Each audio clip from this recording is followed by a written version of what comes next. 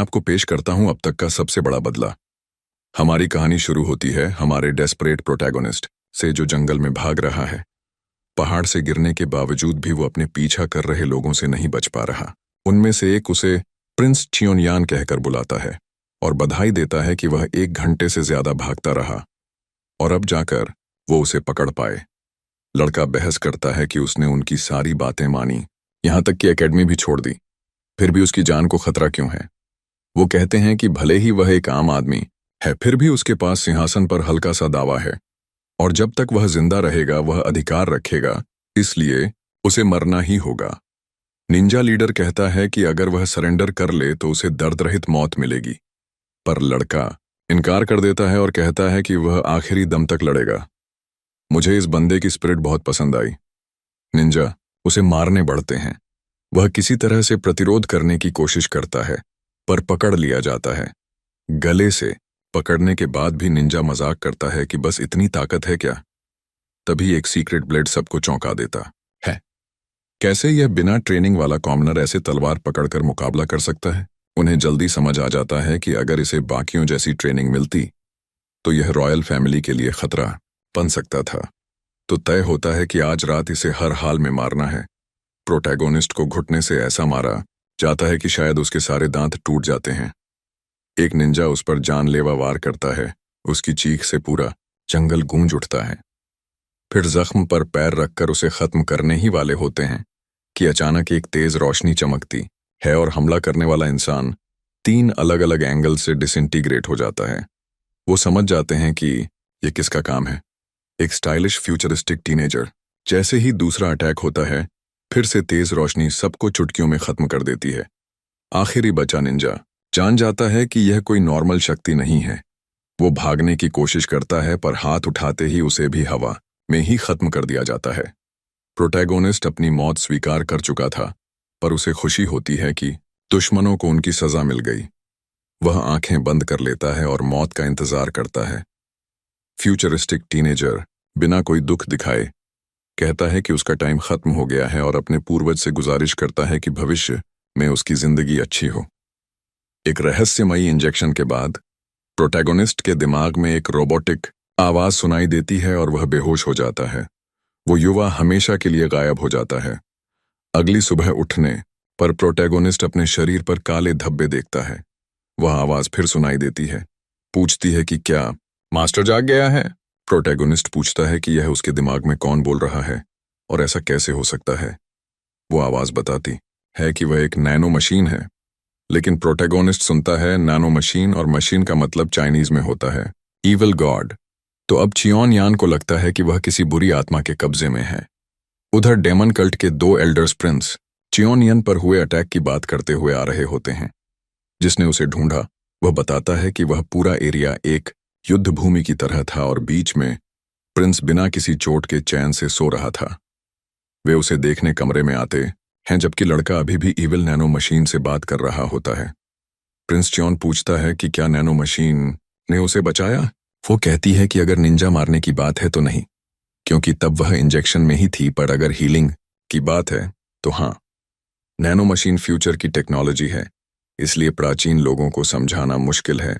तो वह पूछती है कि क्या वह सीधे उसके दिमाग में जानकारी भेज दे। ब्रेन क्या होता है, छोड़ो, भेज दो। अब चियोनियन को समझ आता है कि नैनो मशीन क्या है। इसी बीच 2 लोग कमरे में पहुंच जाते हैं। लड़का सोने का नाटक करता है ताकि उनसे बच सके। वे कहते हैं बाद में आते हैं, वैसे भी लड़के से बदबू आ रही है। डॉक्टर उसकी नब्ज जांचता है और हैरान रह जाता है। क्या हुआ डॉक्टर, क्या वह मरने वाला है।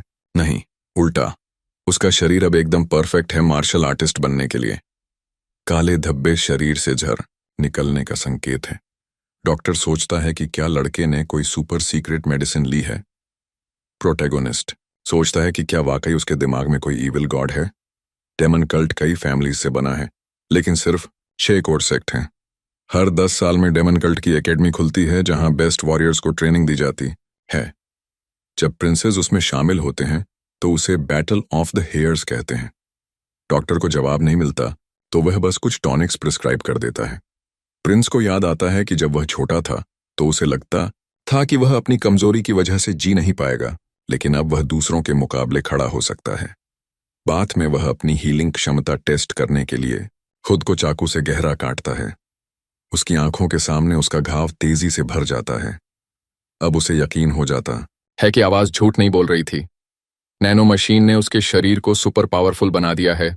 आगे की लाइब्रेरी में वह 10 सेकंड में एक किताब पढ़ सकता है और पूरा नॉलेज अब्सॉर्ब कर सकता है। काश स्कूल में ऐसा होता। अब जब रिजेक्टेड प्रिंस को अपनी अनलिमिटेड पावर का पता चल गया है, वह उन सब से बदला लेगा जिन्होंने उसे नीचा दिखाया था। सबसे पहले निशाने पर वह प्रिंस है जिसने उसके पीछे निंजा भेजे थे। उधर वो प्रिंस गुस्से में है कि निंजा फेल हो गए। वह तय करता है कि एकेडमी में ही उस बास्टर्ड प्रिंस को खत्म करेगा। अगले दिन प्रोटैगोनिस्ट सोचता है कि आज वह एकेडमी में एंट्री करेगा। काश पहले ही उसे कुछ फाइटिंग स्किल्स आ जाती। वह अपने गार्ड जुंग को ट्रेनिंग करते देखता है। नैनो मशीन पूछती है कि क्या वह उसकी मूवमेंट्स का एनालिसिस करना चाहता है। वह 1 घंटे तक मूवमेंट्स देखता है। एनालिसिस कंप्लीट होने के बाद नैनो मशीन सीधे उसके दिमाग में स्किल इंस्टॉल कर देती है। अब उसके पास ज्ञान तो है, पर मसल्स उस मूवमेंट के आदती नहीं है। तो मशीन उसे ऑप्शन देती है कि मसल्स भी एडजस्ट कर सकती है, लेकिन दर्द होगा। वह सहमत होता है और दर्द इतना ज्यादा होता है कि वह बेहोश हो जाता है। गार्ड उसे ढूंढता है और उसे पास आउट देखता है। साथ ही कमरे का फर्श भी टूटा हुआ मिलता है। गार्ड को समझ आता है कि लड़का उसकी ट्रेनिंग को चुपचाप फॉलो कर रहा था। जब प्रोटैगोनिस्ट उठता है, उसके पास अब फुल स्किल सेट इंस्टॉल हो चुका है। वह फिर से मूवमेंट ट्राई करता है और फिर से फर्श तोड़ देता है। गार्ड ब्रेकफास्ट लाता है और वह फटा फर्श मेज से छुपा देता है। गार्ड को सब पता होता है, लेकिन वह कुछ नहीं कहता। याद आता है कि यह आखिरी दिन है गार्ड के साथ, क्योंकि अब वह एकेडमी जा रहा है। 5 साल हो गए जब उसकी मां की मौत हुई थी। तब से गार्ड ही उसकी देखभाल कर रहा था। गार्ड उसे टेक्निक का मैन्युअल देता है और कहता है कि उसने सिखाया नहीं क्योंकि परंपराएं मना करती हैं। लेकिन अब जब उसने खुद सीख लिया है तो वह खुश है और रोने लगता है। अरे बाप रे, इमोशनल मोमेंट। अब प्रोटैगोनिस्ट पहली बार एकेडमी में प्रवेश करता है। वेलकम स्पीच देने वाला वॉरियर सबको चेतावनी देता है कि शायद यह जगह उनकी आखिरी जगह बन सकती है। जब वह सामने 6 हेयर्स को देखता है तो उनका इंट्रोडक्शन देता है।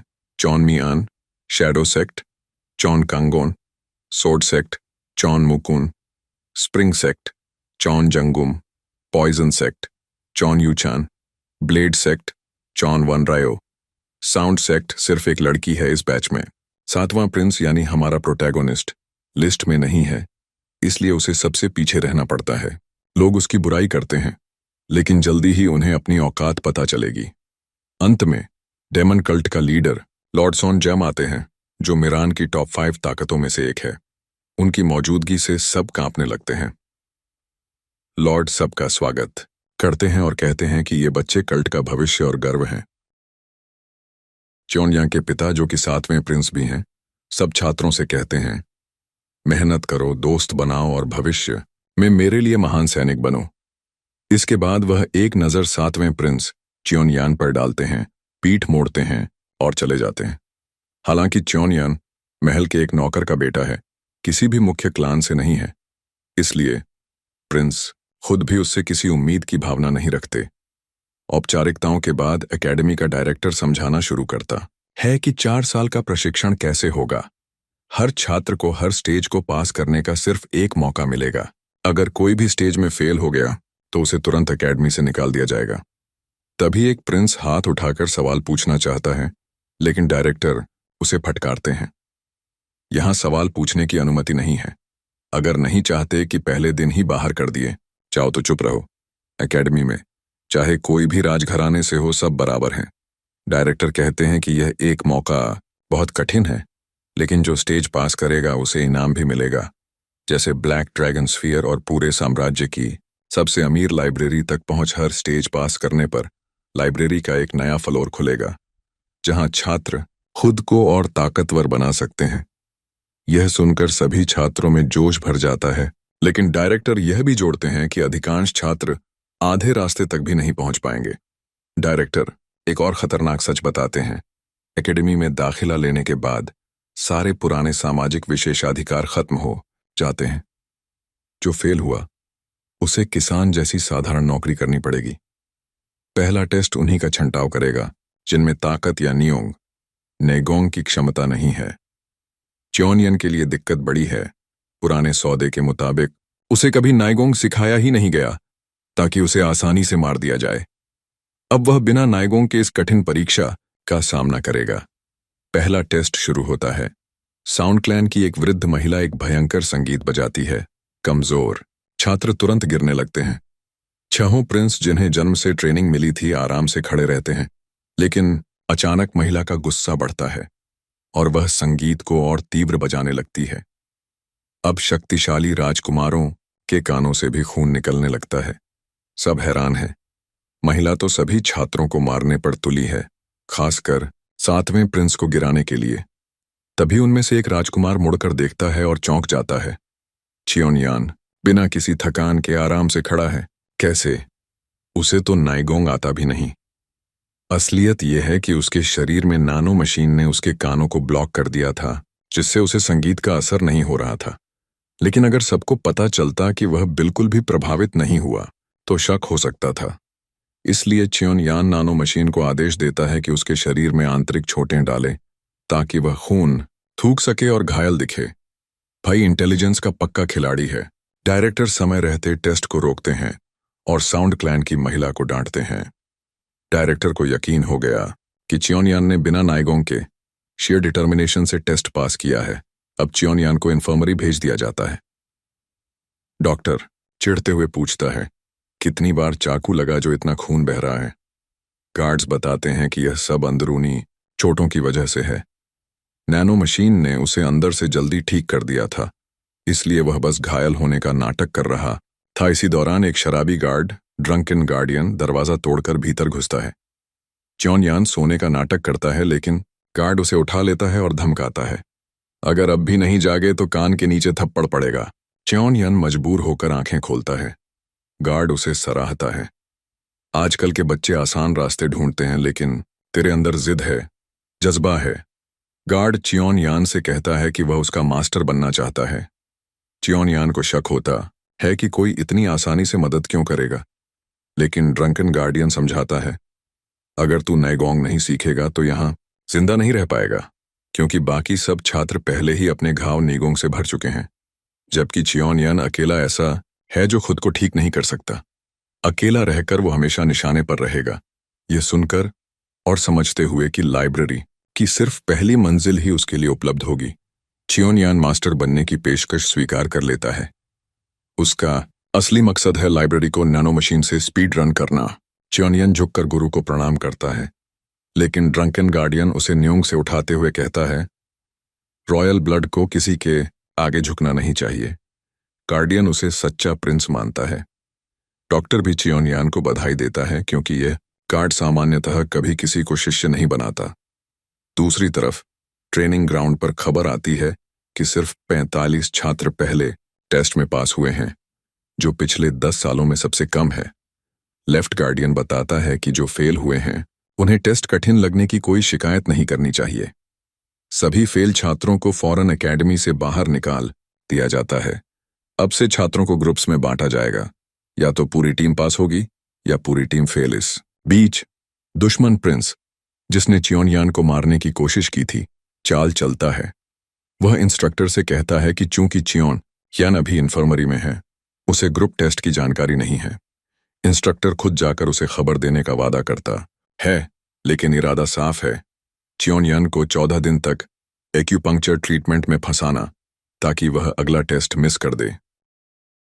प्रिंस जूनियन की टीम से एक इंस्ट्रक्टर इन्फर्मरी गया उस लड़के से मिलने, लेकिन डॉक्टर ने मिलने नहीं दिया और वार्निंग दी कि अगले 14 दिन तक वो यहां से नहीं जाएगा। अगला टेस्ट 3 हफ्ते में है, तब तक उसे हर चीज खुद से सीखनी होगी। इन्फर्मरी में अपने सीक्रेट टीचर से रात के अंधेरे में लेजेंडरी यासुओ प्रिंस के कमरे में चोरी छिपे आया, ताकि उसके अंदर नियॉन भर सके, ये सोचकर कि इससे वो और स्ट्रांग बन जाएगा। मास्टर आया और बोला कि आज रात प्रिंस चेयोन वो सीखेगा जो उसे पहले से आना चाहिए था। मास्टर ने अपनी एनर्जी इंजेक्ट की, जिससे प्रिंस की फ्लो की राह खुल गई। कभी ट्रेनिंग ना करने वाला प्रिंस एकदम परफेक्ट फिजिक वाला निकला, जैसे कोई गॉड ऑफ वॉर हो। क्या ये लॉर्ड का असर है? क्योंकि वो औरत जिससे लॉर्ड सच में प्यार करता था वही थी इस लड़के की माँ। उसी रात सारे डॉर्मिटोरीज में फाइट्स शुरू हो गईं, लीडर्स तय करने के लिए। एक कैडेट ने पॉइजन क्लैन के प्रिंस को भी हरा दिया और बाकी सभी स्टूडेंट्स को भी। उसका नाम था बेक गी और वो ग्रुप 18 का नया लीडर बन गया। इन्फर्मरी में रात के बाद गार्डियन ने प्रिंस के नियोंग वेन्स अनलॉक कर दिए। ये बहुत थका देने वाला और शायद दर्दनाक था, लेकिन प्रिंस ने इंसिस्ट किया कि वो बिल्कुल ठीक है। गार्डियन ने कहा कि अब एक हफ्ता है उसे केनी गोंग यूज करना सीखने के लिए। प्रिंस ने उसकी मेहनत को सराहा और भी डिटर्मिन्ड हो गया। गार्डियन ने जाते जाते बस इतना कहा, हैम्शा ब्रीदिंग और फ्लो याद रखना। प्रिंस ने उन्हें थैंक्स कहा। ये उसका रिवेंज का सफर शुरू होने का वक्त था। अगले दिन ट्रेनिंग सेंटर में गार्डियन ने क्लास को ग्रुप्स में बांटा। हर प्रिंस को एक अलग ग्रुप में रखा गया। उसी रात ग्रुप्स ने अपने लीडर्स चुने।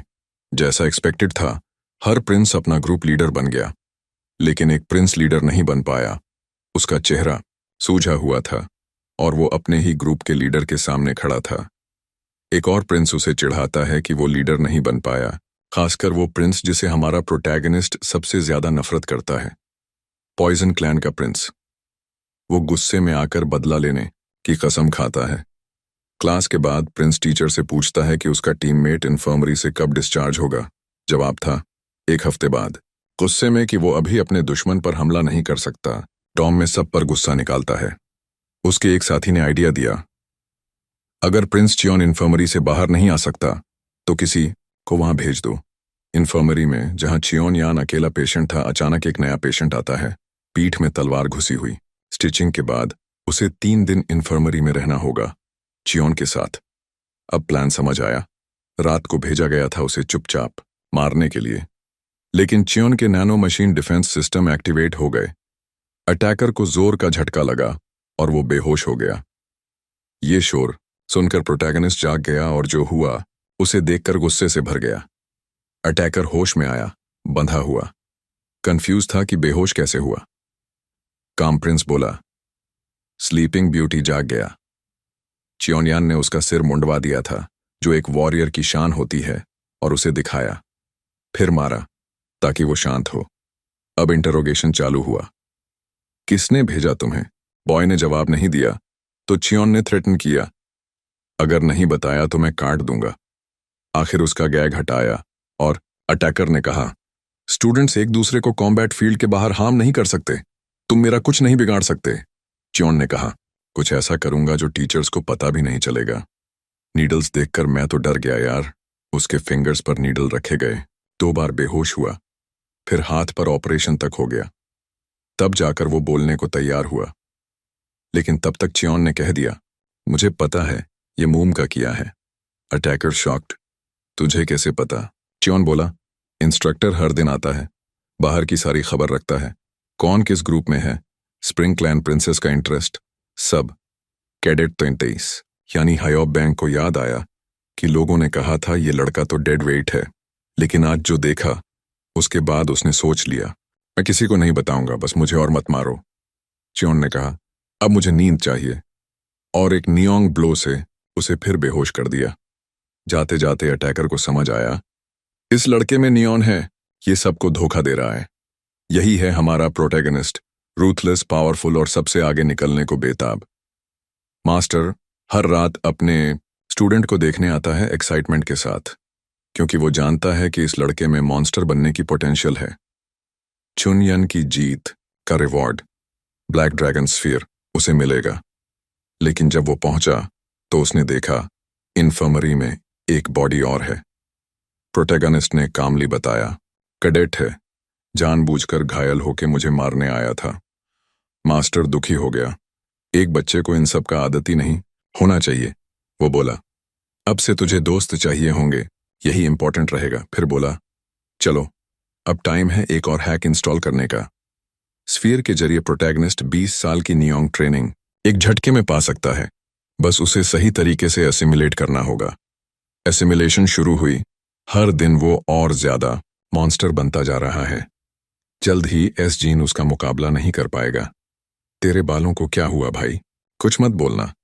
मुझे अकेला छोड़ दे। जो बंदा भेजा गया था प्रोटैगनिस्ट को हटाने, उसका बाल उड़ गया बस। High of bang, bald guy, infirmary से निकलकर मास्टर को बताता है कि वो मिशन में फेल हो गया। एक बुरा इंसान उसकी बेइज्जती करता है और वो बॉल्ड गाय अपना सिर छुपा लेता है। बोलता है कि जिसने मारने की कोशिश की थी वो जाग गया। डॉक्टर रूम से बाहर ही नहीं गया। 2 दिन तक वो वहां रुका रहा। प्रिंस इरिटेटेड हो गया कि डॉक्टर इतना स्मार्ट है और लड़के को प्रोटेक्ट करता है। हियोब बैंग याद करता है कि जब उसने फेवर मांगा था, प्रिंस बहुत अच्छा था। अब ऐसा बर्ताव। इसलिए वो डिसाइड करता है कि वो प्रोटैगनिस्ट की सच्चाई अभी किसी को नहीं बताएगा। जब समय आएगा, सब खुद जान जाएंगे। शॉन योवन अब सैब मिंग की मार्शल आर्ट सीख रहा है, कल्ट का राइट गार्डियन। इस बार चिन ने एक नई टेक्निक पर ट्रेनिंग की और उसके मूवमेंट्स पहले से बहुत ज्यादा बेहतर थे। मिंग क्लोजली देख रहा था। वो क्योन की जीनियस पर हैरान रह गया। कुछ ही दिनों में उसने शैडो बटरफ्लाई स्टेप सीख लिया। च्योन ने सिर्फ बेसिक मूवमेंट्स ही शो किए ताकि शक न हो कि वो परफेक्ट मिमिक कर सकता है। मिंग सोचता है, थोड़ा और वक्त होता तो मैं पूरी टेक्निक सिखा देता। हफ्ते भर में च्योन ने सारे बेसिक मूवमेंट्स मास्टर कर लिए। मिंग ने उसकी तारीफ की और बटरफ्लाई टेक्निक्स की जानकारी वाली पेपर दिया। सुबह आखिरी क्लास थी प्रोफेसर मिंग के साथ। च्योन यो ने उन्हें फिर से थैंक यू कहा।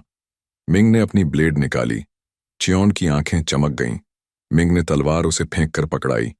ये उसकी क्लैन की ट्रेजर थी, रेगुलर सोर्ड से 3 गुना हल्की। उसने उसकी कटिंग पावर दिखाई, सॉलिड लकड़ी को इजीली काट दिया। चियों अगले दिन इन्फर्मरी से जाने वाला था तो मास्टर ने उसे पूरी टेक्निक सिखाई। चियोन ने नैनो पैड से एनालिसिस चालू कर दिया। सुबह मिंग इन्फर्मरी छोड़ चुका था। दूर से 2 लोग उसे देख रहे थे, लेफ्ट गार्डियन और सेंट्रल गार्डियन। एकेडमी का रेड हेयर्ड डायरेक्टर पूछता है, ये सेंट्रल गार्डियन हमेशा इसी लड़के को क्यों प्रोटेक्ट करता है? वो बस कहता है, इट्स फेयर। रेडहेड सोचता है, क्या 10 दिन की ट्रेनिंग से सब कुछ फेयर हो सकता है? सुबह डॉक्टर इन्फर्मरी आया तो देखा च्योन अभी भी सो रहा है, जो कि अनयूजुअल था। डॉक्टर भी सो गया, लेकिन च्योन वैसा नहीं सो रहा था जैसा होना चाहिए। नॉइज से डॉक्टर उठा। उसका पेशेंट उल्टी कर रहा था। उसने पल्स चेक की, बहुत तेज थी। फिर वो शांत हो गया, जिससे डॉक्टर खुद डाउट करने लगा अपनी मेडिकल नॉलेज पर। 8 घंटे बाद च्योन योडब्ल्यू उठा। नानोपैड को काम पूरा करने में इतना ही वक्त चाहिए था। अब उसका शरीर नई टेक्निक के लिए पूरी तरह से अडेप्टेड था। मास्टर ने जो टेक्निक सिखाई थी, अब वो पूरी तरह से उसकी हो चुकी थी। मास्टर को अंदाजा भी नहीं था कि ये लड़का सब कुछ 100% सीख चुका है। च्योन ने अपनी ताकत को टेस्ट किया। उसके सेंसेस अब और शार्प थे। उसे डॉक्टर की प्रेजेंस भी फील हो गई, जबकि डॉक्टर अभी काफी दूर था। वॉल पर डॉक्टर बेक जोंगमन आया कैडेट यूनिफॉर्म देने के लिए। अब वो नंबर 7 है जो रिप्रेजेंट करता है 7th प्रिंस को। डॉक्टर उसे फ्यूचर के लिए शुभकामनाएं देता है और कहता है कि अब उसके पास कोई मरीज नहीं होगा। ये सुनकर उसे दुख होगा। मैलिस के साथ यंग चियोनो कहता है कि जल्द ही उसके पास बहुत से पेशेंट्स होंगे। फिर वो डॉक्टर को उसकी केयर के लिए थैंक करता है और इन्फर्मरी के दरवाजे पर रुककर कहता है कि डॉक्टर ने उस पर बहुत मेहरबानी की, उसका ट्रेनिंग सीक्रेट रखा और अच्छी केयर की। शॉन योवोन ये कभी नहीं भूलेगा। बाद में वो एकेडमी ट्रेनिंग के लिए गया। सब लोग हैरान थे इस स्टूडेंट को देखकर जो पहले कभी नहीं आया। प्रिंस मुयुम बहुत ईगर था अपने भाई को डिस्ट्रॉय करने के लिए, जिससे वो नफरत करता था। एक इंस्ट्रक्टर पूछता है, क्या वो क्लासेस में हिस्सा लेने के लिए ठीक है? वो कहता है हाँ, वो पूरी तरह से रिकवर कर चुका है। जब उससे पूछा गया कि क्या उसे क्लास का थियोरेटिकल नॉलेज है, तो वो कहता है हाँ। फिर उसे तलवार और शील्ड उठाकर अपनी पोजीशन लेनी है। जब वो अपने भाई प्रिंस मुयम के पास से गुजरता है तो वो पूछता है, क्या उसे डर लगा था जो इन्फर्मरी में छिपा हुआ था? लेकिन वो पूरी तरह इग्नोर कर देता है। ऐसे एरोगेंट इंसान द्वारा इग्नोर किया जाना प्रिंस मुयम को अंदर तक चोट पहुंचाता है। वहीं शियोनो बस ऑब्जर्व कर रहा होता है कि क्या हो रहा है। जल्दी ही वो सबको अपना स्थान दिखा देगा। प्रोफेसर अनाउंस करता है कि ट्रेनिंग अब शुरू होगी और अगर कोई एक्सीडेंट हुआ तो वो स्टूडेंट एक्सपेल कर दिया जाएगा। हर टीम लीडर को अपने ग्रुप को बैटल सिमुलेशन में लीड करना है। प्रोफेसर ने प्रिंस चियोनो को एक आसान पोजीशन में रखा था, ये सोचकर कि वो दूसरों के साथ पेस नहीं रख पाएगा, लेकिन असल में वो उम्मीद से बेहतर कर रहा था। 15 मिनट तक सिमुलेशन चलता रहा। इंस्ट्रक्टर सरप्राइज्ड था कि बाकी स्टूडेंट्स पहले ही थक चुके थे, लेकिन चियोन यिल जो 14 दिन तक इन्फर्मरी में था एकदम ठीक था। तब उसने उसकी पोजीशन चेंज करने का फैसला किया। प्रिंस मुयुम अपने ग्रुप को ऑर्डर्स देता रहा। जैसे ही उसका भाई च्योनो नई पोजीशन में आता है, वो कोई गलती नहीं करता जिससे मुयुम इरिटेटेड हो जाता है। इसलिए वो अपने एक सर्वेंट को ऑर्डर देता है कि जब फॉर्मेशन का समय आए तो चियोनो पर हमला करे और उसे बाहर कर दे। जैसे ही परफेक्ट टाइम आता है, वो उसके पीछे पैर रखकर उसे गिराने की कोशिश करता है, लेकिन प्रोटैगनिस्ट पहले से सतर्क था और उसका मजाक उड़ाता है। जैसे ही उसने पूरी ताकत से लात मारी, नैनो मशीन का डिफेंस सिस्टम एक्टिवेट हो गया और वो कई मीटर दूर जाकर गिर पड़ा। घिसटते हुए उसे समझ नहीं आया कि क्या हुआ। क्या चियोनो का नेगोंग मुझसे ज्यादा स्ट्रांग है? जो स्टूडेंट जमीन पर गिरा था, प्रोफेसर उसके पास आता है और कहता है, फिर वही लड़का जिसने अपने साथी को सोर्ड से घायल किया था, उसे इन्फर्मरी भेजना पड़ा था। गुस्से में स्टूडेंट प्रोटैगनिस्ट को देखता है और उसकी मुस्कुराहट देखकर उसके दांत पीसता है। प्रोफेसर उससे पूछता है क्या वो एक्सप्रेशन उसी के लिए था। इंसोलेंस के कारण प्रोफेसर उसे सीने पर घूंसा मारता है और कहता है कि आज से कैडेट 20 अगले 4 दिन तक बिना छुट्टी के रहेगा, और अगर कोई सवाल है तो अभी पूछ ले। प्रिंस मुयुम और उसका ग्रुप अब मजाक बन चुके हैं। वो एरोगेंट स्टूडेंट जिसे प्रिंस डिफेंड कर रहा था, अब ह्यूमिलिएट हो चुका था। प्रिंस मुयुम इस सबको देखकर नफरत से भर गया। ट्रेनिंग ऑब्जर्व करते हुए एकेडमी डायरेक्टर सोचता है कि क्या चियोनयिल का नियोंग लेवल अब उस लड़के से ज्यादा हो गया है। पहले तो कहा गया था कि वो टैलेंटेड नहीं है, लेकिन शायद सच है कि लॉर्ड का बेटा होने के नाते उसके खून में टैलेंट है। अब प्रिंस के पास बस ये है कि वो अपने भाई को नफरत भरी नजरों से देखे, उसे अटैक नहीं कर सकता। बाद में वेपन्स हॉल में लंच का टाइम होता है। सभी स्टूडेंट्स को चिकन और अन्य मीट्स मिलते हैं। प्रोटैगनिस्ट खुश है क्योंकि खाना बहुत टेस्टी है, लेकिन उसके भाई की नफरत भरी नजरें उसे परेशान कर देती हैं। क्या वो खाना भी चैन से नहीं खा सकता? ये सोचकर वो सोचने लगता है कि आखिर वो उससे इतनी नफरत क्यों करता है, जब उन्होंने एक दूसरे को प्रॉपरली देखा भी नहीं। प्रोटैगनिस्ट सोचता है कि ये लोग नहीं जानते कि दर्द क्या होता है। किसी ने अपनी मां को मरते हुए नहीं देखा, इसीलिए वो अब और इंतजार नहीं कर सकता, उसे सबको डिस्ट्रॉय करना है। खाना खाने के बाद सभी कैडेट्स को छुट्टी दे दी जाती है, सिवाय कैडेट 80 के जो पनिशमेंट में है। शियोनो ऑब्जर्व करता है कि चीजें अब बेहतर हो रही हैं। सारे स्टूडेंट्स लाइब्रेरी की तरफ जा रहे हैं। वहीं उसका भाई उसका इंतजार कर रहा है, पिलर से टिके हुए और हमेशा की तरह अपने साथ स्ट्रांग लोग लिए हुए। कावर्ड, ये सब देखकर बाकी लोग भी अट्रैक्ट हो जाते हैं, इंक्लूडिंग प्रिंसेस। उसकी सिस्टर दूर से सब देख रही है। अब जब प्रिंस के पास ऑडियंस है, वो अपना शो शुरू करता है। वो प्रिंस चियोनोवुन के पास जाता है और उसे डर्टी ब्लड कहता है कि अब तक तो इजी था क्योंकि वो इन्फर्मरी में पड़ा था।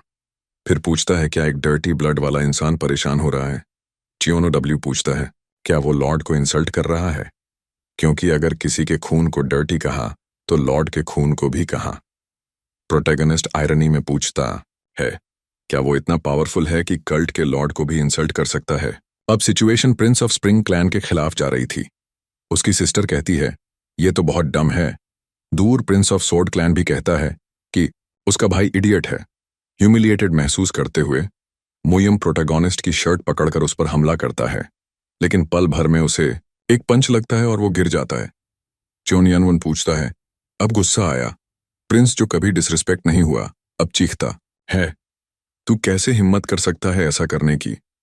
वो फिर से हमला करता है, लेकिन सिर्फ हवा में मारता है। शुनयन डब्ल्यू आसानी से डॉज करता है और कुछ दूरी बनाकर भाग जाता है। उसकी मूवमेंट देखकर उसके भाई चौंक जाते हैं। उसे ऐसे मूव करने नहीं आना चाहिए था। प्रिंस अपने अलाइज को चिल्लाकर कहता है कि उसे पकड़ो। वो उसे जिंदा नहीं छोड़ सकता, उसे इंसान भी नहीं मानता। जब वो लोग उसे चेस करते हैं, उन्हें अजीब लगता है कि वो बस इतना भाग रहा है कि कोई उसे पकड़ ना पाए। कुछ देर बाद प्रिंस भी अपने लोगों से आ मिलता है और पूछता है कि अभी तक उसे क्यों नहीं पकड़ा। वो कॉन्फिडेंटली कहता है कि वो चियोनोवुन की हर हड्डी तोड़ देगा। कुछ मिनट भागने के बाद प्रोटैगनिस्ट रुकता है और पूछता है, थक गए दौड़ते दौड़ते? फिर वो हमला करता है। प्रिंस उसका वार ब्लॉक करता है, लेकिन फिर भी पीछे गिर जाता है। मैंने नियोंग यूज किया और फिर भी पीछे गिरा? प्रिंस गुस्से में कहता है, तो तुझे मार्शल आर्ट्स आता है? वो सोचता है कि पहले टेस्ट में तो उसके पास कोई नियम नहीं था, फिर ये ताकत कहाँ से आई? श्योनो लगातार अपने भाई पर हमला करता है। जैसे ही दूसरे लोग वहां पहुंचते हैं, उन्हें फाइट इंटेंस लगती है। प्रिंस रिटेलिएट करता है और उसके पेट में मारता है। प्रोटैगनिस्ट कहता है, कुछ मार सह लूंगा और बाकी डिफेंड कर लूंगा। ओपोनेंट अब भी स्ट्रांग है, लेकिन वो अभी भी लड़ सकता है। वो तेजी से प्रिंस के पीछे जाता है और सिर पर वार करता है, लेकिन प्रिंस डॉज करता है और उसके चेहरे पर मारता है। अब प्रिंस कॉन्फिडेंट होकर कहता है, तू तो ट्रैश है, रिटेलिएशन करना भी नहीं आता। प्रोटैगनिस्ट जमीन पर पड़ा चिंतित एक्सप्रेशन से देखता है। प्रिंस उसका मजाक उड़ाता है, दूसरों की टेक्निक्स इमिटेट करना तेरे बस की बात नहीं। अब प्रोटैगनिस्ट मानता है कि उसने प्रिंस को अंडर एस्टिमेट कर दिया था। रिकॉग्नाइज करता है कि प्रिंस के पास ज्यादा कॉम्बैट एक्सपीरियंस है, लेकिन चियोन योडब्ल्यू अपने एनिमी को ध्यान से ऑब्जर्व करता है। जब प्रिंस अपनी टेक्निक यूज करता है, नैनो मशीन उसकी मूवमेंट्स एनालाइज करता है और वीक पॉइंट बता देता है। प्रोटैगनिस्ट सही समय पर डॉज करता है और अपर कट मारता है, सीधा ठोड़ी पर। उसने हर मूवमेंट को ऑब्जर्व किया और सही वक्त पर वीक पॉइंट आइडेंटिफाई करके अपने ओपोनेंट को चिन्ह पर एक जोर का अपरकट मारा। अटैक इतना स्ट्रांग था कि दांत तक टूट सकते थे। ये देखकर चियोनोवुन भी सरप्राइज हो गया। प्रिंस ने थोड़ा डिस्टेंस ले लिया और अपने मुंह को पकड़कर खड़ा हो गया।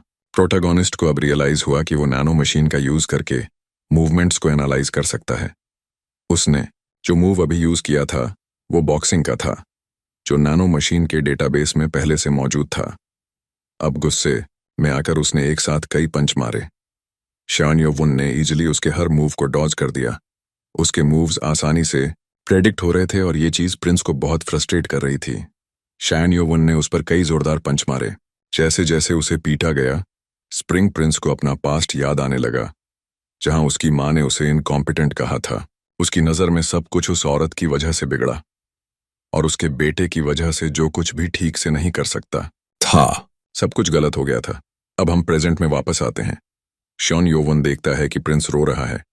वो फिर से अटैक करने की कोशिश करता है, लेकिन उसे काउंटर किया जाता है और उसका सिर जमीन पर दे मारा जाता है। इस बैटल का रिजल्ट स्प्रिंग प्रिंस की कंप्लीट हार होती है। अब उसके लिए बस यही बचा है कि वो जमीन पर पड़ा रहे, रोए और अपनी हार पर कड़वाहट महसूस करे। शॉन योवुन कहता है, you reap what you sow. Prince के साथी हैरान होकर सोचते हैं, क्या ये वही लड़का है जिसे सबसे वीक कहा जाता था? शॉन योवुन पूछता है, क्या तुम लोग भी पिटना चाहते हो? डरते हुए वो कहते हैं, नहीं। यूम पूछता है कि उसने फाइट खत्म क्यों नहीं की? शॉन योवुन कहता है कि अगर अगला टेस्ट ग्रुप वाला ना होता तो वो उसी वक्त उसका स्कल क्रैक कर देता। प्रिंस चिल्लाता है, तो कर दो, डरपोक मत बनो। लेकिन उसे इग्नोर करते हुए चियोन योवुन वहां से चला जाता है। प्रिंस वहीं पीछे रह जाता है, अपनी हार का स्वाद चखते हुए। वापस लौटते वक्त प्रोटैगनिस्ट सोचता है कि उसकी कमीबख्त कॉम्बैट एक्सपीरियंस एक प्रॉब्लम है। वो एक नदी के पास रुककर नैनो मशीन से पूछता है, क्या इसमें और भी फंक्शंस हैं? नैनो जवाब देता है, अब तक तुमने सिर्फ 3 फंक्शंस यूज किए हैं, जबकि टोटल 100 फंक्शंस हैं। ये सुनकर वो शॉक्ड हो जाता है। फिर वो नैनो से कहता है, सारे फंक्शंस का नॉलेज मेरे ब्रेन में ट्रांसफर कर दो। जैसे ही उसका ब्रेन उस नॉलेज से भरता है, वो खुद को बेहतरीन फील करता है। वो अपने माइंड में सारे फंक्शंस ढूंढने लगता है। उसे पता चलता है कि एक ऑगमेंटेड रियलिटी फंक्शन है जो बहुत हेल्पफुल हो सकता है। इस फंक्शन से वो अपने विजुअल फील्ड में ओपोनेंट का एक होलोग्राम क्रिएट कर सकता है। नैनो उसकी विजन में ओपोनेंट की मूवमेंट सिम्युलेट करता है ताकि वो रियलिस्टिक कॉम्बैट प्रैक्टिस कर सके। ये सिम्युलेशंस इतने रियल होते हैं कि प्रिंस की एरोगेंस तक उस होलोग्राम में दिखती है। और ये बात अच्छी है। प्रोटैगनिस्ट का गुस्सा और बढ़ जाता है जब वो होलोग्राम की बातें सुनता है। दोनों में कॉम्बैट शुरू होता है। शायोन योवुन होलोग्राम को हिट नहीं कर पाता, लेकिन होलोग्राम उसे हिट करता है और नैनो मशीन उस हिट का इम्पैक्ट भी सिम्युलेट करता है, यहां तक कि दर्द भी महसूस कराता है। कई घंटों की ट्रेनिंग के बाद वो थक कर जमीन पर गिर जाता है। बहुत दर्द के बावजूद वो और ज्यादा ट्रेन कर पाता है। अब कोई दर्द उसे अपनी ट्रेनिंग और डेस्टिनी बदलने से रोक नहीं सकता। जब वो आखिरकार डॉर्मिटोरी वापस आया, सब लोग उसे शक की नजरों से देखने लगे। क्या उन्हें पता चल गया था कि उसने करंट डॉर्म लीडर योबान को हरा दिया था, वही जिसने इन्फर्मरी से एम्बुश करने की कोशिश की थी और अब बॉल्ड हो गया था। सबसे पहले वही चॉनयोवन से बात करता है, कहता है कि उसका बेड उधर है। पूरे डॉर्मेट्री में वही अकेला था जिसने उससे बात की। वो सोचने लगता है कि आखिर उसने अपना रवैया क्यों बदला, उसे क्या चाहिए। तभी ओबंग घुटनों के बल बैठकर कहता है कि वो सब कुछ उस पर दांव पर लगाएगा। कैडेट 23 कहता है कि वो प्रिंस चॉनयोवन को फॉलो करना चाहता है और चाहता है कि वही उसका नया मास्टर बने। आसपास के लोग सोचते हैं क्या ये लॉयल्टी का वोट है पिछली घटना की वजह से। चॉनयोवन को उसकी ऑनेस्टी पर शक होता है, लेकिन ओबंग सबके सामने कहता है कि उसे अपने एक्शंस पर पछतावा है। हियांग उससे सिंसियर होकर खुद को सुधारने के लिए उसे सर्वेंट के रूप में एक्सेप्ट करने को कहता है। ओबांग सब कुछ सातवें प्रिंस पर दांव पर लगाता है क्योंकि बाकियों ने उसे छोड़ दिया था। थोड़ी देर ऑब्जर्व करने के बाद चियोन योवुन उसे एक्सेप्ट कर लेता है, जिससे ओबांग हैरान रह जाता है। वो बॉल्ड लड़का तो उसके पैर तक चूमने को तैयार था। ये सब प्रिंस मम के सामने हो रहा था, जो अब तक उसका मास्टर था। प्रिंस का सर्वेंट कहता है कि वो तो कीड़ा है जो ऐसा कर रहा है। ओबांग डर को छुपाने की कोशिश करता है, लेकिन अंदर से बहुत डरा हुआ है। ये सब देखकर प्रोटैगोनिस्ट पूछता है कि उसका सर्वेंट कीड़ा क्यों है। असली कीड़ा तो तुम हो। वो लड़का गुस्से में आ जाता है और पूछता है क्या उसने कुछ कहा। इस इंसल्ट की वजह से वो बिना सोचे च्योन योवन पर हमला कर देता है। उसके हमले प्रिडिक्टेबल होते हैं। च्योन उन्हें डॉज करता है और उसकी गर्दन पर वार करता है, जिससे वो बेहोश हो जाता है। उसके होलोग्राम कैरेक्टर्स की तुलना में ये कुछ भी नहीं था। उसका नया सर्वेंट सोचता है कि उसने सही चॉइस की। च्योन योवन पूछता है कि क्या प्रिंस फिर से अपनी किस्मत आजमाना चाहता है, लेकिन वो इग्नोर कर देता है और कहता है कि कुछ नहीं बदला क्योंकि उसके पास सिर्फ एक ही सर्वेंट है। मम लड़ाई से बचता है और बाकी स्टूडेंट्स नोटिस करते हैं और सोचते हैं कि शायद ये लड़का एकेडमी में कुछ बदलाव लेकर आएगा। एक हफ्ता बीत गया। ट्रेनिंग फील्ड पर इंस्ट्रक्टर चिल्लाकर कहता है कि अब उसने सब कुछ सिखा दिया है, अब स्टूडेंट्स को खुद जिम्मेदारी लेनी होगी। एकेडमी की सेकंड टेस्ट के लिए ग्रुप्स का सिलेक्शन होगा। हर की में 4 ग्रुप होंगे और बैटल्स ग्रुप वर्सेस ग्रुप होंगी। डायरेक्टर ने लीडर्स को बुलाया सिलेक्शन के लिए और देखा कि कुछ ग्रुप्स पहले ही बदल चुके हैं। ग्रुप 1 सबका फेवरेट है जीतने के लिए। जब ग्रुप 8 की बारी आई, उसने देखा कि च्योन योवन नया ग्रुप लीडर है। उसकी बहन, जो अभी अभी ये जानती है, सोचती है कि मम बेवकूफ़ है। उसने उसे कई बार सावधान किया था। आफ्टरनून ट्रेनिंग के बाद स्प्रिंग क्लैन प्रिंस अकेले माउंटेन्स में ट्रेन करने जाता है, लेकिन वहां उसकी बहन आ जाती है। वो इग्नोर करता है, लेकिन लड़की इंसिस्ट करती है बात करने पर। मिजिया पूछती है कि उसे क्या चाहिए। वो कहती है कि उसने उसे अपनी प्रेजेंस का ऑनर दिया है, तो वो उसे इग्नोर नहीं कर सकता। प्रिंस फ्रस्ट्रेटेड हो जाता है, लेकिन लड़की सीधे पॉइंट पर आती है। वो अपना आर्म दिखाती है और बताती है कि वो इंजर्ड है क्योंकि पिछली रात ट्रेनिंग के दौरान उस पर हमला हुआ था। हमला करने वाले मास्क्ड थे, इसलिए पहचान नहीं पाई। युम कहता है कि ऐसा उसकी केयरलेसनेस की वजह से हुआ। बहन इरिटेट होकर कहती है कि ऐसा नहीं हुआ था। वो बताती है कि एकेडमी ने ग्रुप लीडर्स को पहले से बता दिया था कि उनका मुकाबला किससे होगा, इसलिए बाकी टीम्स राइवल लीडर्स पर हमला कर रही हैं ताकि उनकी टीम कमजोर हो जाए। वो कहती है कि टेस्ट से पहले एक हेयर एक्सपेल्ड हो गया था, इसलिए मम को सावधान रहना चाहिए। मम सोचता है कि सबसे कमजोर प्रिंस उसे सावधान कर रहा है। ये अजीब है। पीछे से पेड़ों में कोई छिपा हुआ था, कोई जो खून का प्यासा था। घंटों बीत गए और जब च्योन योवन ने अपनी सिम्युलेटेड बैटल्स खत्म की और वापस डॉर्मेट्री जाने लगा, उसने पास में लड़ाई की आवाज सुनी। वो डायरेक्शन कंफर्म करता है और चेक करने जाता है। वहां उसे एक लड़का जमीन पर पड़ा मिलता है और प्रिंस मम किसी निंजा से लड़ रहा होता है। ब्लेड पहले ही खून से सनी थी। स्प्रिंग क्लैन प्रिंस की हालत क्रिटिकल थी। उसकी टांग ट्विस्टेड थी और आखिरी हमला फेटल हो सकता था। लेकिन तभी च्योन योवन वहां आता है और निंजा को डिफेंड करने पर मजबूर करता है। वो उसके पेट पर वार करता है, जिससे निंजा भाग जाता है। च्योन योवन पूछता है कि प्रिंस मरा तो नहीं। प्रिंस कहता है उसे अच्छा नहीं लग रहा। थोड़ी देर बाद वो लोग डॉर्मेट्री वापस आते हैं। वुंडेड को वही कैरी करता है। उसका नया सर्वेंट पूछता है, मास्टर ठीक है? वो कहता है, हाँ बस थक गया। कैडेट कहता है, प्रिंस बहुत खून बहा रहा है, जो खतरनाक है। थोड़ी देर बाद इंस्ट्रक्टर डॉर्मेट्री आता है और बताता है कि प्रिंस अब कुछ समय तक ठीक से चल नहीं पाएगा। ये सबसे बुरी बात है। अब उनकी ग्रुप अपने लीडर के बिना कैसे लड़ेगी? इंस्ट्रक्टर फेंट कर जाता है और मम कहता है कि उसे इन्फर्मरी ले जाएगा। प्रोटैगनिस्ट को याद आता है कि एक और लड़का इंजर्ड है, लेकिन इंस्ट्रक्टर इग्नोर कर देता है। फिर भी चियोन योवुन खुद उसे उठाकर ले जाता है और कहता है कि कैडेट 4 भी परेशानी में है। इंस्ट्रक्टर कहता है कि चियोन योवुन ने बहुत अच्छा किया। उसने एक को जानबूझकर पीछे छोड़ा ताकि कोई उस पर अकेले हमला करे। वो कहता है कि अब वो दोनों को ले जा सकता है, लेकिन आज रात बाहर न जाए, कल टेस्ट है। उसे जो है उसी से लड़ना सीखना होगा। प्रोटैगनिस्ट समझ जाता है कि उसकी टीम अंडरस्टाफ है, लेकिन यही टेस्ट का हिस्सा है। शायद बाकी ग्रुप्स के साथ भी ऐसा हुआ होगा। वो जमीन पर चलती चींटियों को देखता है, कैसे वो ग्रुप्स में हमला करती हैं और दूसरों के लीडर्स को निशाना बनाती हैं। अब उसे सब समझ आ जाता है। डिमोनिक सेलेस्टियल कल्ट में रूल्स से बंधना अलाउड नहीं है। जब वो डॉर्मिटोरी लौटता है, स्टूडेंट्स पैनिक में होते हैं। उनका लीडर गया मतलब सब खत्म। वो सोचते हैं कि अब सब एक्सपेल हो जाएंगे। चॉन योवुन कहता है उन्हें नया लीडर चुनने के बारे में सोचना चाहिए। लीडर चुनने की बात चल ही रही थी कि यो बांग ने सुझाव दिया कि उसका मास्टर ही ग्रुप का नया लीडर बने। वो सबको समझाता है कि अगर वो प्रिंस मम को हरा सकता है तो वही बेस्ट चॉइस है। धीरे धीरे सबने सहमति में हाथ उठाए। जो शियो योवुन आज तक सबकी नजरों में तुच्छ था, अब ग्रुप 8 का लीडर बन गया। उस रात कुछ अहम फैसले लिए गए, लेकिन ठीक आधी रात को प्रोटैगनिस्ट जागा और नैनो मशीन से नाइट विजन ऑन करके टीम 7 के डॉर्मेट्री पहुंचा। सबके सो जाने की पुष्टि के बाद उसने चुपके से सब कैडेट्स के एनर्जी पॉइंट्स पर वार किया। आखिरी वाले को जरूरत से ज्यादा ताकत से मारा।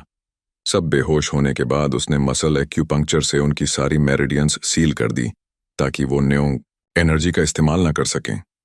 जाते वक्त उसने फुसफुसाकर कहा, बुरा मत मानना, ये पर्सनल नहीं था। लेकिन जाने से पहले उसे एहसास हुआ कि एक आदमी गायब है। शायद वही है जिसने स्प्रिंग क्लान प्रिंस पर हमला किया था। अगले दिन टीम 8 का नया लीडर शियो योवुन टेस्ट के ड्रॉ में हिस्सा लेने गया। गार्डियन ने ये बदलाव देखकर खुशी जताई।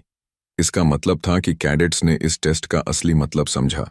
सब तैयार हो गए तो गार्डियन ने कहा कि वो वर्दी विक्ट्रीज देखना चाहता है और वो सबकी वापसी का इंतजार करेगा।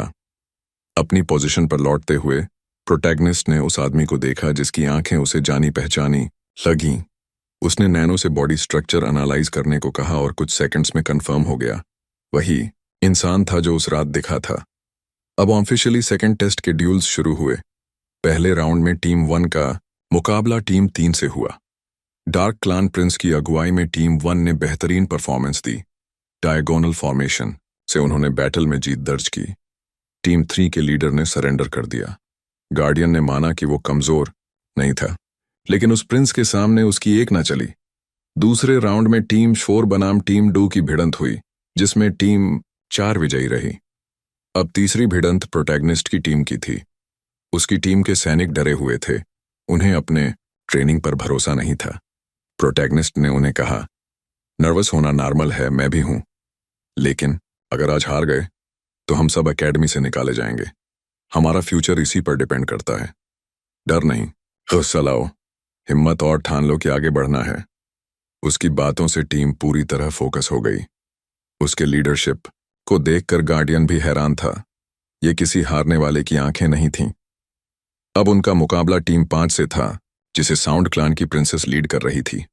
वो नाराज थी क्योंकि उसे स्प्रिंग क्लान प्रिंस से लड़ाई चाहिए थी, लेकिन अब उसे इस लड़के से लड़ना पड़ेगा। प्रिंसेस ने तुरंत अटैक का ऑर्डर दिया, लेकिन प्रोटैगनिस्ट ने अपनी टीम को इंतजार करने को कहा। उसने एरोहेड फॉर्मेशन बनाई और लेयर्स में ऑर्गेनाइज किया। गार्डियन देखता है कि ये डिफेंसिव फॉर्म तभी असरदार होगा जब फ्रंट लीडर स्ट्रांग हो। जब दोनों प्रिंस आमने सामने हुए और पहला वार हुआ तो प्रिंसेस हैरान रह गई। ये कमजोर लड़का उसके अटैक को डिफेंड कर गया। प्रोटैगनिस्ट जानता था कि उसमें उतनी एनर्जी नहीं है जितनी उस लड़की में, लेकिन वो मुस्कुराया। एक एक करके वो उसके सभी वार झेल रहा था। वो जानता था कि इस तरह वो जीत सकता है। फिर उसने पोजीशन चेंज करने का आदेश दिया। प्रिंसेस को लगा ये बेवकूफ़ी है। उसने सोचा प्रोटैगनिस्ट एक खराब लीडर है। उसने लाइन फॉर्मेशन बनाई जिससे वो स्पीयर फॉर्मेशन से ब्रेक करने वाली थी, लेकिन जब दोनों आमने सामने हुए उसने अचानक पिंसर फॉर्मेशन चेंज कर दी। प्रिंसेस ने तुरंत डिफेंस का आदेश दिया, लेकिन इससे पहले कि वो रिएक्ट करती, प्रोटैगनिस्ट ने फिर से ऑर्डर चेंज कर दिया। अब एरो फॉर्मेशन। प्रिंसेस उसकी कोई भी मूव प्रेडिक्ट नहीं कर सकी। अंत में उसकी पूरी टीम चारों तरफ से घिर गई। उसने जितनी भी पोजीशन चेंज की कॉल्स दी वो सब ट्रिक्स थीं। आवाजें सुनकर प्रिंसेस को लगता था कि वो जानती है अगला मूव क्या होगा, लेकिन हर बार वो बेवकूफ बनती रही। जब अटैक का आदेश आया तो उसके सैनिक डर गए, अपने हथियार फेंक दिए और हार मान ली। प्रिंसेस चिल्लाई कि वो मूर्ख हैं, लेकिन उसके मन में हार का डर बैठ गया। पुरानी यादें लौटने लगीं। सब उसे ताने देंगे कि वो सबसे कमजोर से हार गई। वो बर्दाश्त नहीं कर सकी और अकेले ही अटैक कर दी। प्रोटैगनिस्ट ने अब शील्ड छोड़कर तलवार उठा ली। दोनों को चोटें आईं, लेकिन अंत में शियो योवुन की तितली स्ट्राइक ने उसकी बहन को हरा दिया। सब लोग दंग रह गए, यहां तक कि गार्डियन भी। प्रिंसेस ने देखा कि उसका हाथ अब शरीर से जुड़ा नहीं था। उसे हार माननी पड़ी। दर्द और डर ने उसे घेर लिया। स्कूल में चीखें गूंज उठीं। इंस्ट्रक्टर्स हारने वालों की मदद के लिए आए और जीतने वाला बस ब्लेड को देखता रहा। यही थी उसकी पहली रिवेंज, जो उम्मीद के मुताबिक खून से लाल थी। लेकिन वो सोच रहा था कि मूव तो उसने परफेक्ट किया, लेकिन फिर भी कुछ कमी रह गई। शायद इस टेक्निक की भी लिमिट है। गार्डियन ने महसूस किया कि ये तितली ब्लेड टेक्निक थी। उसे हैरानी हुई कि वो पियक्कड़ इंसान इस लड़के को ये सिखा कैसे पाया। उसे लगने लगा कि 21 दिनों में ये लड़का हर तरीके से ग्रो कर गया है। वो मानो स्वर्ग से भेजा गया जीनियस हो। अब वो सोचता है, उस समय उसे ही इस लड़के का गुरु बनना चाहिए था, लेकिन अब ये सम्मान उसके शराबी प्रतिद्वंदी को जाएगा। अब से ये लड़का स्वर्ग को भी जीत सकता है। टीम सेट की हालत ठीक नहीं थी। उनके लीडर को पहले प्रोटैगनिस्ट से जो लड़ाई हुई थी उसमें चोट लगी थी, और अब उसे पता चल गया था कि किसने उसकी टीम को धोखा दिया था। वो अब उसे घूर रहा था जैसे लड़ाई में धोखा खा गया हो। टीम 7 की सारी मर्जिडियन फ्लो ब्लॉक हो चुकी थी, इसलिए उनकी हार तय थी। लेकिन ग्रुप लीडर ने एरोहेड फॉर्मेशन लगाई, जिससे सामने वाली टीम का लीडर चौंक गया। हमला इतना जबरदस्त था कि उसने अंधकार को चीरते हुए उसके सीने को भेद दिया। यह सीन डरावना था, पर इसने टीम 7 को मोटिवेट किया। एनर्जी फ्लो ब्लॉक होने के बावजूद उन्होंने अपनी फिजिकल स्ट्रेंथ से अटैक किया और आखिर में बिना किसी एनर्जी के ही उन्होंने सामने वाली टीम को हरा दिया। यह जीत केवल ताकत और नफरत पर आधारित थी। इसके बाद टीम 7 का लीडर प्रोटैगनिस्ट से कहता है कि अगला नंबर तुम्हारा है। ये बात सुनकर चियोनन योवुन सोचता है, ये बंदा कितना एनोइंग है। इसके बाद टीम 7 और टीम 6 के बीच लड़ाई होती है और टीम 7 जीत जाती है। डायरेक्टर के रूम में अब सभी रिजल्ट्स का एनालिसिस हो रहा है। फेल होने वालों की लिस्ट आती है।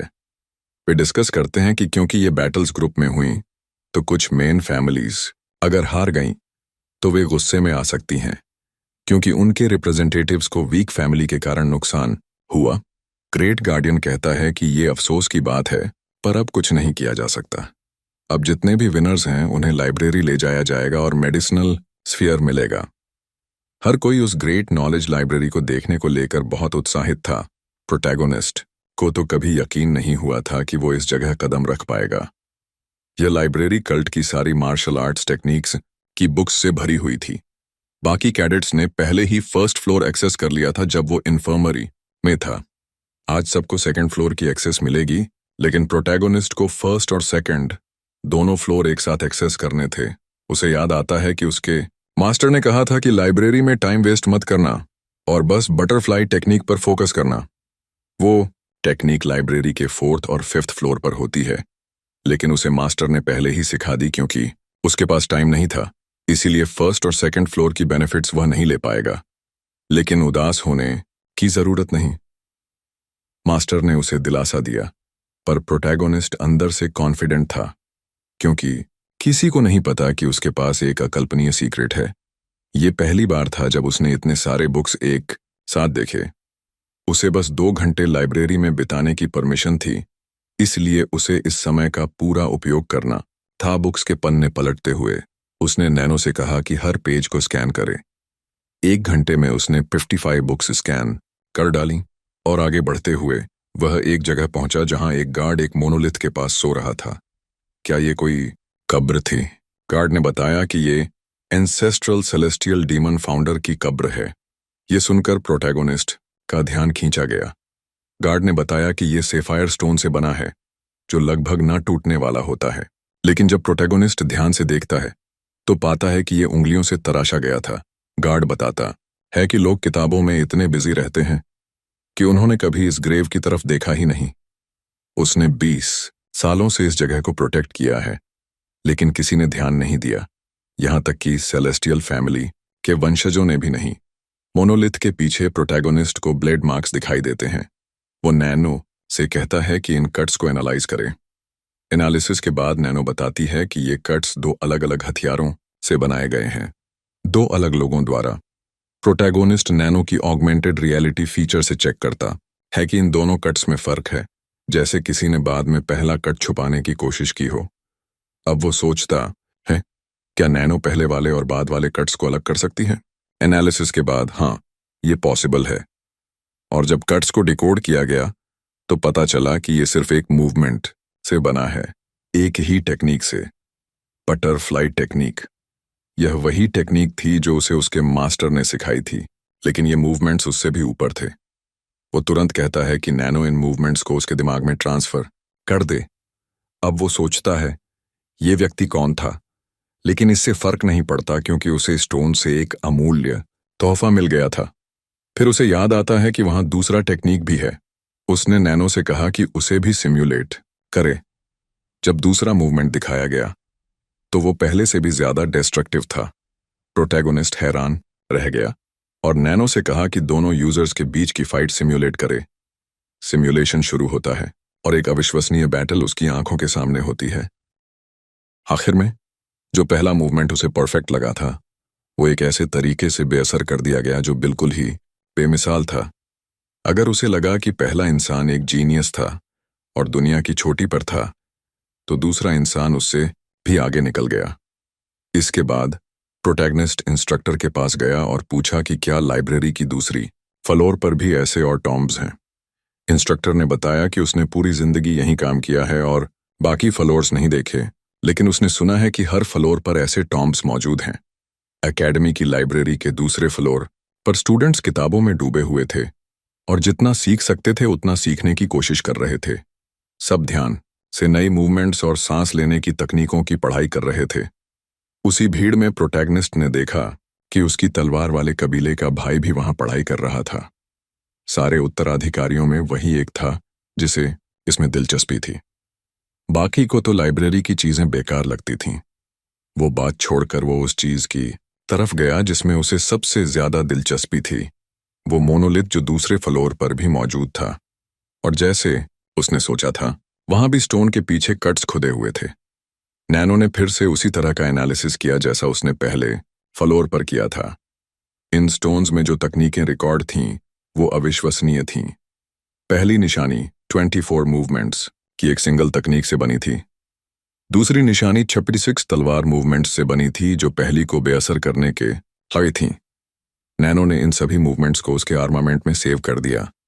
प्रोटैगनिस्ट चाहता था कि वो इन्हें वहीं पर ट्राई करे, लेकिन वहां बहुत सारे लोग थे, इसलिए उसने अपनी उत्तेजना पर काबू रखा। लाइब्रेरी में बाकी लोग एक आदमी से परेशान हो गए थे जो तेजी से किताबें पलट रहा था और आवाज कर रहा था। सबको लग रहा था कि वो किताबों की कद्र नहीं कर रहा, लेकिन प्रोटैगनिस्ट को इससे फर्क नहीं पड़ता था। उसके पास नैनो मशीन थी जो सेकंड्स में किताबों का एनालिसिस कर सकती थी। उसकी यह हरकत सबका ध्यान खींच रही थी, यहां तक कि उसके भाई चू का भी। उसके भाई को भी लग रहा था कि प्रोटैगनिस्ट को खुद नहीं पता कि वो क्या कर रहा है, लेकिन वो ये देखकर उत्सुक था कि वो किताबों को लगातार पलट रहा है। इस समय में प्रोटैगनिस्ट ने कुल 156 किताबों को स्कैन किया।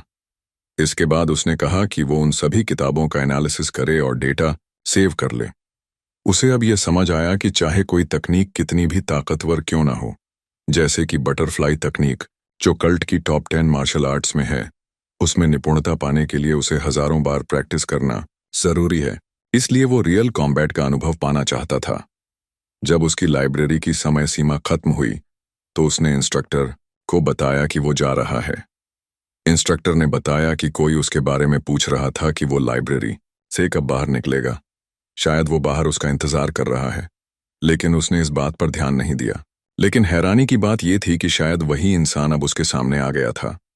वो जानना चाहता था कि उसके डॉर्मेट्री में कौन घुसा और उसके साथियों को क्यों सबोटाज किया। उसके मन में जानलेवा नफरत थी। वो कंफर्म करना चाहता था कि क्या वही था और जवाब चाहता था।